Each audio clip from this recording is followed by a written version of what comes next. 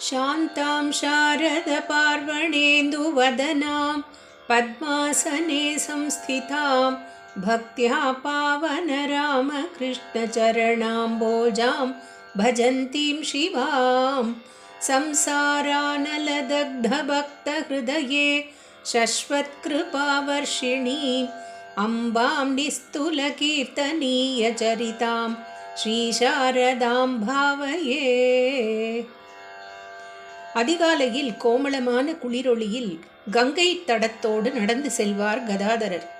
தேவியின் நினைவில் நிறைந்தபடி பகலெல்லாம் பூஜையிலும் பஜனையிலும் பிரார்த்தனையிலுமே செல்லும். மாலையின் நளினமான தன்னொளியில் மீண்டும் கங்கா தீரத்தோடு சஞ்சரிப்பார் கதாதரர். அம்பிகையின் எண்ணமே உள் முழுதும் பூரித்தபடி. அப்புறம் இரவு முழுவதும் அம்பாள் தியானந்தான். இப்படி வாழ்க்கையில் ஒவ்வொரு வினாடியும் திவ்ய தரிசனத்துக்காகவே தவம் இருந்தார் கதாதரர். அவள் தரிசனம் மட்டும் கிட்டிய பாடில்லை, தவத்தின் உக்ரமும் ஏறியது. இன்னும் ஒரு நாள் சென்று விட்டது. அம்மா, நான் உன்னை காணவில்லை. என் அல்ப ஆயுளில் மேலும் ஒரு தினம் கழிந்து விட்டது. நான் சத்தியத்தை தரிசிக்கவில்லை. பொழுது வீணாகிறது, ஐயோ வீணாகிறதே என்று அரற்றி துடியாக துடித்தார் கதாதரர். நீ உண்மையான அன்னையாக இருந்தால் என்னை இப்படி தவிக்க விடுவாயா? அப்படியானால் அம்பிகையே கிடையாதா? நீ ஒரு கற்பனைதானா? மதம் என்பது ஒரு மாயந்தானா என்றெல்லாம் நெஞ்சம் முருகி கேட்பார் கதாதரர். உடனேயே ஞானியர்களும் பக்தர்களும் அவரது மனக்கண் முன் வரிசை வரிசையாக வந்து நிற்பார்கள். ஞான பிழம்பில் ஜொலிப்பு பெற்ற அந்த அறிவு செல்வர்களையும் அம்பிகையின் அருள் வெள்ளத்தில் அலைந்த அந்த அன்பு செல்வர்களையும் நினைத்தவுடன் அவருடைய ஐயங்கள் நீங்கும்.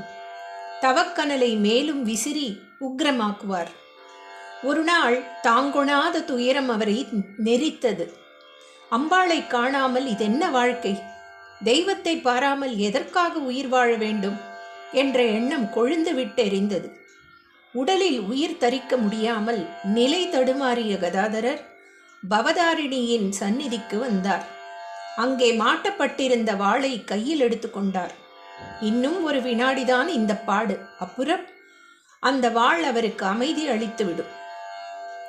அந்த ஒரு வினாடிக்குள் மகத்தான சம்பவம் நடந்துவிட்டது. எந்த சம்பவத்துக்காக கதாதரர் வேக்காட்டில் வெந்து கொண்டிருந்தாரோ அந்த சம்பவம் நிகழ்ந்தே விட்டது. சந்நிதி முழுதும் பரம பாவனமானதோர் ஒளி பாய்ந்தது.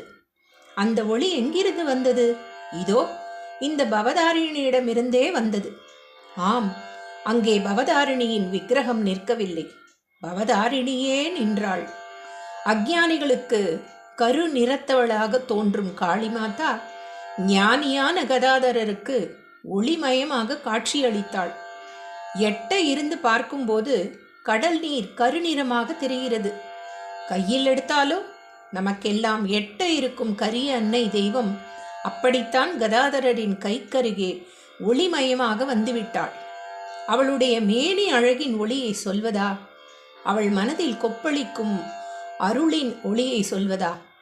கோர காளியாம் பவதாரிணியின் மேனி அழகையும் அருளழகையும் பற்றி சொல்வது நம் தக்ஷிண தேச வாசகர்களில் பலருக்கு வியப்பாக இருக்கலாம். காளி மாதாவிடம் எழும் உள்கனிந்த பக்தியை தத்துவ விளக்கத்தில் பூரணமாக கொண்டு வர முடியாது. எனினும் ஓரளவேனும் விளங்கிக் கொள்ள முயலுவோம். சக்தி பேய்தான் தலையுடு தலைகள் முட்டி சட்டச் சடசட சட்டென்று உடைபடு தாளங்கொட்டி அங்கே எத்திக்கினிலும் நின் விழி அனல் போய் எட்டி தானே எரியும் கோலம் கண்டே சாகும் காலம் அன்னை அன்னை ஆடும் கூத்தை நாடச் செய்தாய் என்னை என்று பாரதியார் பாடிய ரௌத்ராகார கோலம் கொண்டவள் காளி. ரௌத்ராகாரம் என்றாலும் போதாது, ஏனெனில் ருத்ரனையே காலடியில் போட்டு மிதித்தபடி ஆடுபவள் காளி. கருங்குழல் அவிழ்ந்து தொங்கும் கண்களில் கருணை பொங்கும் அருங்குண நாணம் ஓங்கும் ஆடையும் தலைமேல் வாங்கும் சுரங்களில் வளைகள் தொங்கும் கற்பினு கரசி பூவின் சரங்கொடு காமன் தீண்டா சாரதா அன்னை வாழ்க. ஓம் சாந்தி ஷாந்தி ஷாந்தி.